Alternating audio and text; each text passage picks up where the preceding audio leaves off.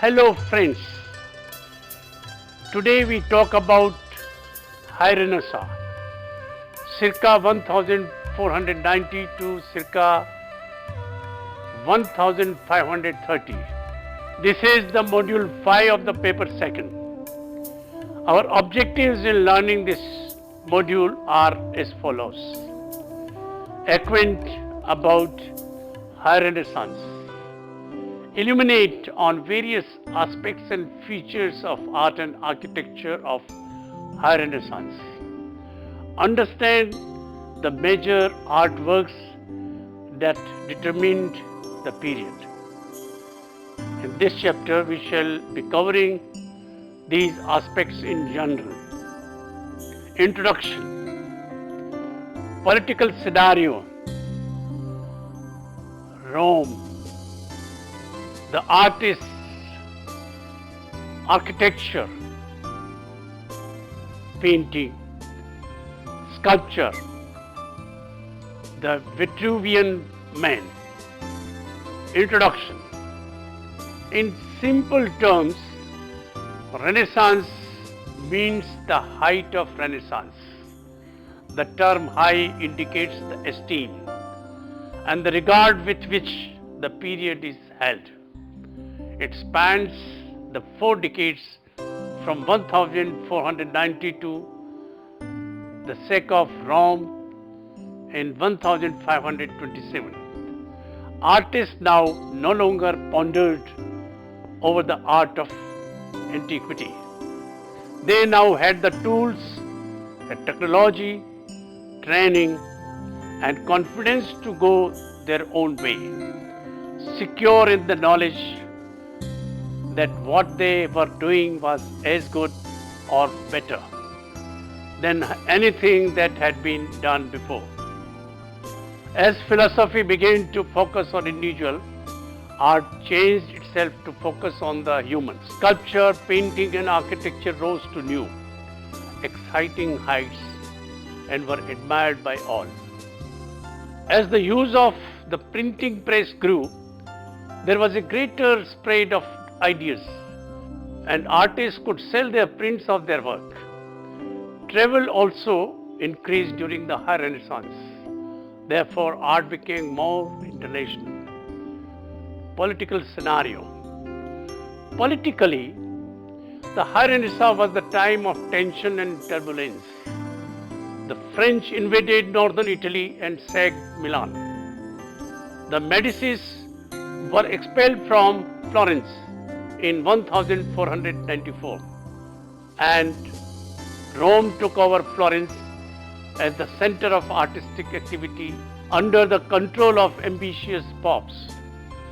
Pope Julius II inaugurated a new era for the papacy, for Rome, and for art. Leonardo, Michelangelo, and Raphael expanded their capabilities and style to keep in peace with the Pope's commissions. Pope Julius II, papacy 1503 to 1013, an enlightened humanist, patronized the greatest contribution to the High Renaissance. His successor, Leo X, papacy 1513 to 1521, continued the great work, but political perils were too high. In 1527, the Holy Roman Emperor Charles V invaded Italy and sacked Rome. In the world, other greater things were happening. Christopher Columbus' discovery of Americas in 1492, together with Magellan's first circumnavigation of the world in 1522, traced the prevailing dogma of a flat earth. In 1512, Copernicus placed the sun, not the earth, at the center of the visible universe. These discoveries rocked the foundations of theology, along with many assumptions about human life. In 1517, Martin Luther posted his 95 theses in Wittenberg, triggering the Reformation and plunging much of Europe into chaos. This led to a number of military conflicts between Charles V, ruler of Spain, Austria, the Low Countries and the southern Italy, Francis I of France, Henry VIII in England, and the popes in Rome. When Lorenzo the Medici, arguably the greatest of Medici, died in 1490, it brought closer to a great era in Florence. With Savonarola now dominating Florence and Medici family fleeing to Rome, Florence could never recover. But Florence had already trained its artists who went to other places and made them richer. While high Renaissance happened a bit in Milan, a bit in Florence, a whole lot happened in Rome.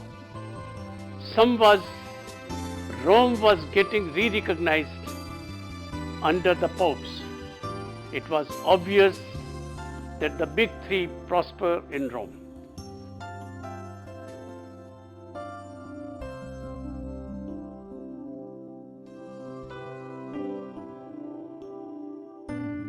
Let us look at the points of difference between the early and high Renaissance in one slide.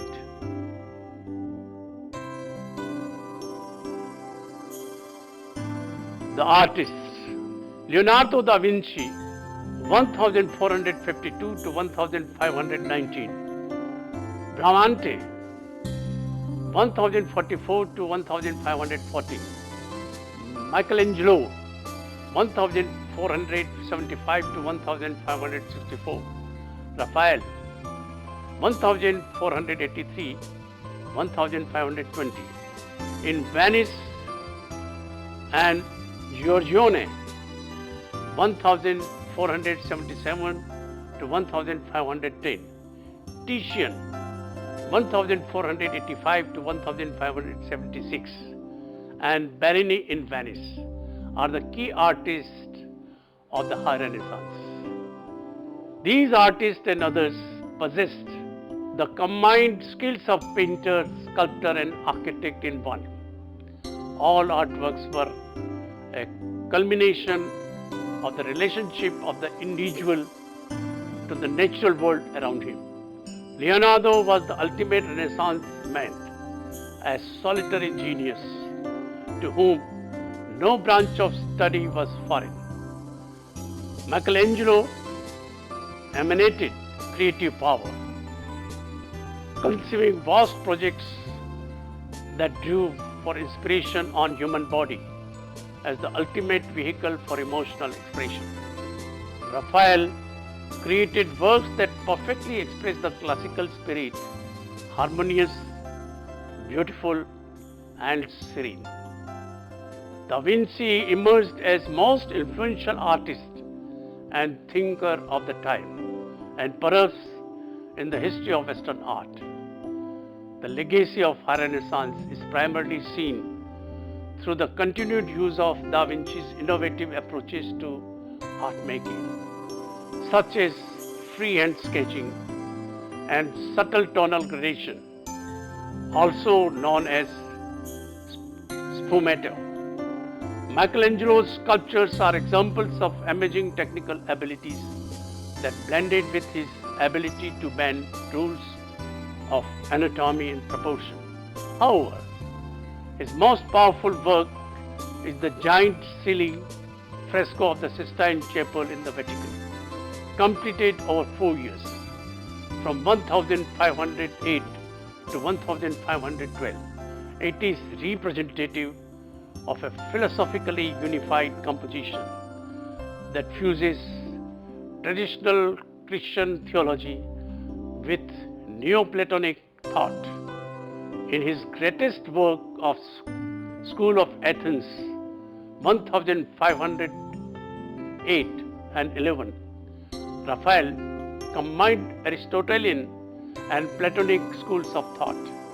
Instead of densely packed, turbulent surface of Michelangelo's masterpiece, Raphael placed his groups of calmly conversing philosophers and artists in a vast court with worlds receding into the distance. Architecture. High Renaissance style in architecture conventionally begins with Donato Bramante, whose Tempio at S. Pietro in Monterio at Rome was begun in 1510. The Tempio signifies a full-scale revival of ancient Roman commemorative architecture. David Watkins writes that the Tempio, like Raphael, works in the Vatican 1509 to 11, is an attempt at reconciling Christian and humanist ideals. High Renaissance found its expression in Donato Bramante, Raphael, Michelangelo, Baldassare Peruggi, Michael Sanmicheli, Jacopo Sansovino, Giulio Romano, Andrea Palladio, and Vincenzio Scamozzi. Their predecessors, namely Filippo Brunelleschi, 1377 to 1446, Leon Battista Alberti, 1404 and 1472, Giulio da Sangallo, 1443 to 1516, had already rediscovered classical Greek and Roman architecture and rejuvenated Italian Renaissance. Greek orders of architecture were discovered, along with ideal building proportions with Doric and Corinthian columns were incorporated into a variety of religious and secular structures. Renaissance domes begin to appear, crowning the tops of churches and palaces. High Renaissance architecture is best exemplified by the works of Donato Bramante, notably the initial design for the dome of New Peter's Basilica in Rome, as well as the Tempio at Pietro in Monterio, a centralized dome that recalls Greek temple architecture.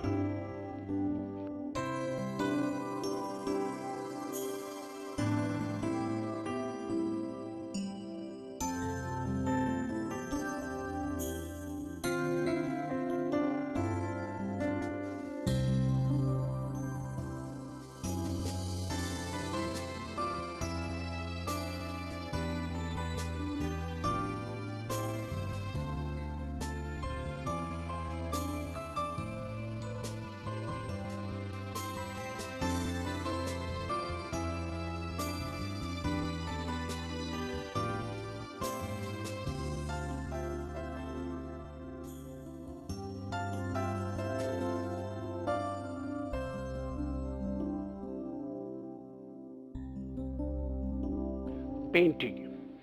Painting in the High Renaissance was characterized by the following. Halos had disappeared, more naturalism, a definite light sources, shadows three-dimensional, sense of stability and order, static compositions. Commissions from private sources increased, no longer as dependent on church and royalty. Techniques such as the linear perspective and vanishing points, foreshortening, illusionistic devices, Cangiente, Union, chiaroscuro, and sfumato shading were mastered during the High Renaissance. Because of the increased use of oil painting, use of matte colors was over. Distance in the painting could now be shown through gradations of tones, also called aerial or atmospheric perspective. While chiaroscuro is the painting style that emphasizes the contrast of values and uses strong contrast between light and dark, usually bold contrast affecting a whole composition. Sfumato shading emphasizes on shading without lines or borders.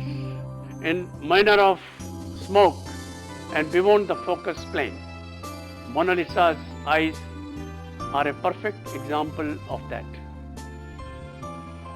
Cangiati is when the painter uses another color or another hue. At times when the original color or hue cannot be made light enough, or on the converse, changing to a darker hue when the original hue cannot be made dark enough. This allows the painter to heighten certain aspects of the composition in a deliberate and interesting manner. Unione, very similar to sfumato, emphasizes the smooth transformation of colors without leaving a trace of hard lines.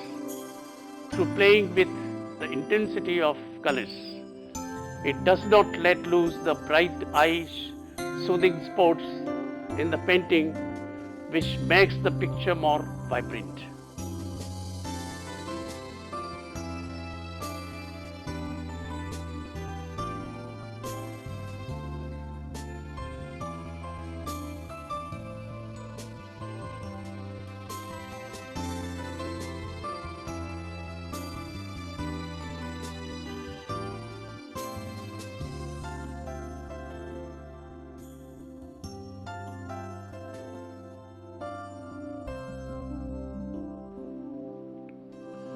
Even though there was a growing interest in realism, high Renaissance artists aspired to beauty and harmony more than realism.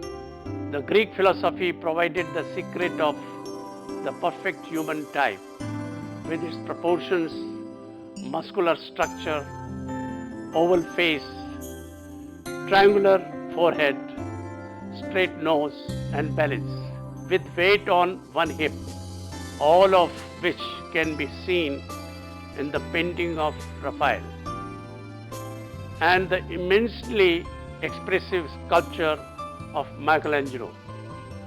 The latter in particular was never afraid to bend the realistic rules of anatomy and proportion, and in order to increase his power of expression. Forms, colors and proportions, light and shade effects, spatial harmony, composition, perspective, anatomy, all are handled with total control and level of accomplishment for which there are no real precedents.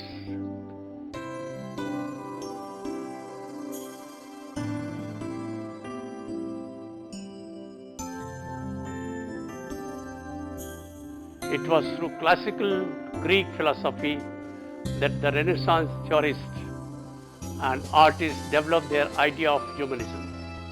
Humanism was a way of thinking which attached more importance to man and less importance to God.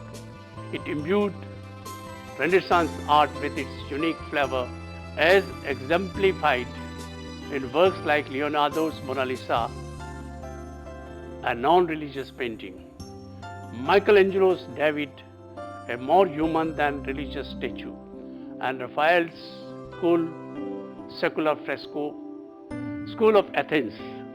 Even when high Renaissance artists painted a religious painting or sculpted a religious scene, very often they were not glorifying God but man. They were exalting the ideals of classical aesthetics. Also, this period witnessed the rise of the portrait. Everyone who could afford got a portrait made. This was the rise of non-religious work.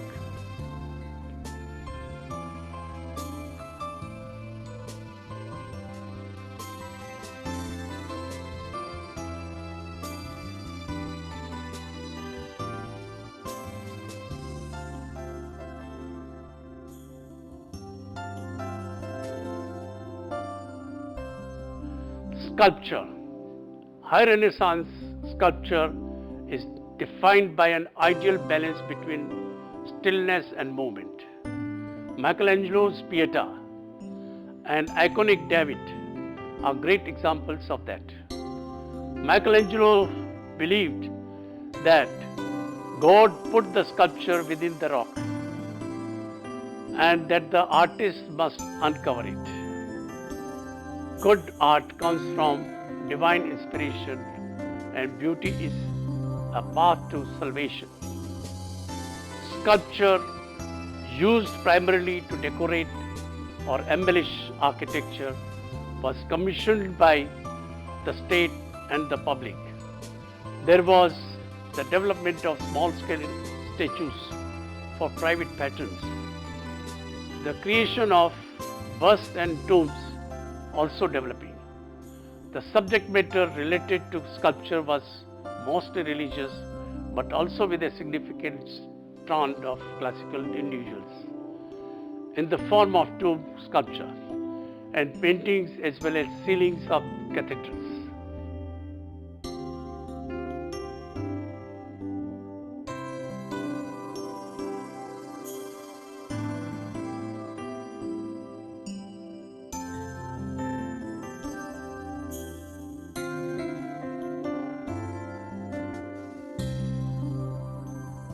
The Vitruvian Man.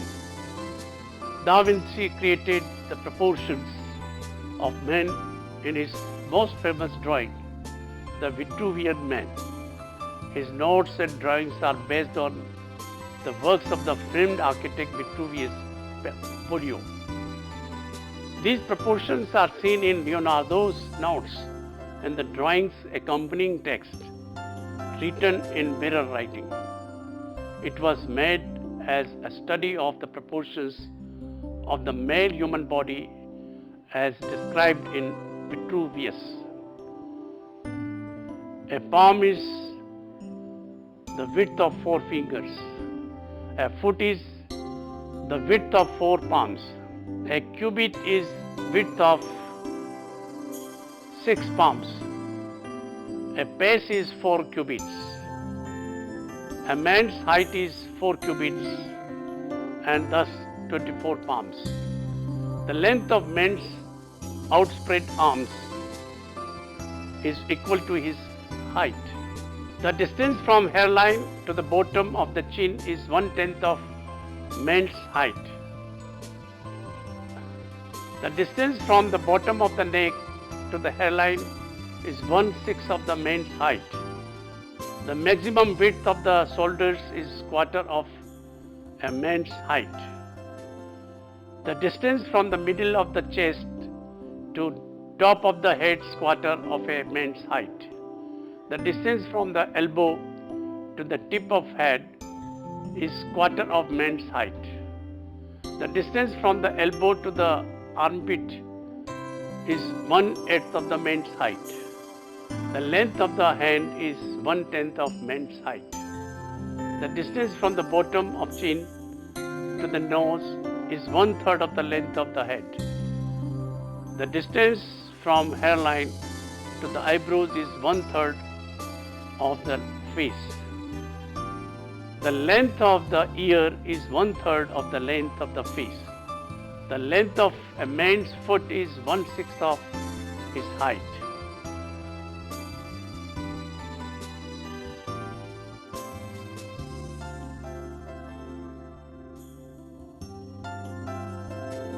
There were developments in the field of music as well.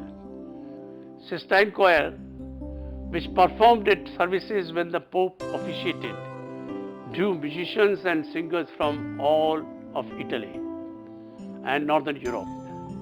Among the most famous composers who became members were Josquin de Presse, 1445 to 1421, and Giovanni Periologi da Palestrina 1525 to 1584.